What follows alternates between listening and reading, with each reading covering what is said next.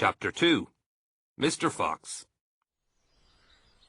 On a hill above the valley there was a wood.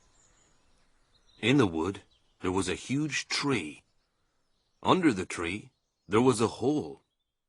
In the hole lived Mr. Fox and Mrs. Fox and their 4 small foxes. Every evening, as soon as it got dark, Mr. Fox would say to Mrs. Fox, "Well, my darling, what shall it be this time? A plump chicken from Buggis? A duck or a goose from Bunce? Or a nice turkey from Bean?" And when Mrs. Fox had told him what she wanted, Mr. Fox would creep down into the valley in the darkness of the night and help himself. Buggis and Bunce and Bean knew very well what was going on, and it made them wild with rage. They were not men who liked to give anything away. Less still did they like anything to be stolen from them.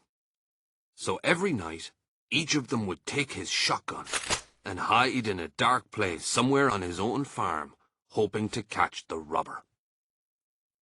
But Mr. Fox was too clever for them.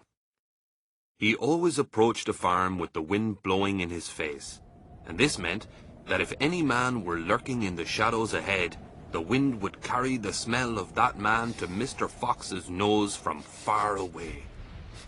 Thus, if Mr. Buggis was hiding behind his chicken house number 1, Mr. Fox would smell him out from 50 yards off, and quickly change direction, heading for chicken house number 4 at the other end of the farm. "Dang it, blast that lousy beast!" cried Buggis.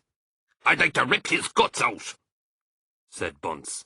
"He must be killed," cried Bean. "But how?" said Buggis. "How on earth can we catch the blighter?" Bean picked his nose delicately, with a long finger. "I have a plan," he said. "You've never had a decent plan yet," said Bunce. "Shut up and listen," said Bean.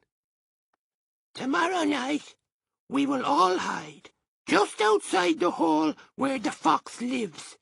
We will wait there until he comes out. Then, bang! Bang, bang, bang!" "Very clever," said Bunce. "But first we shall have to find the hole." "My dear Bunce, I've already found it," said the crafty Bean. "It's up in the wood on the hill. It's under a huge tree."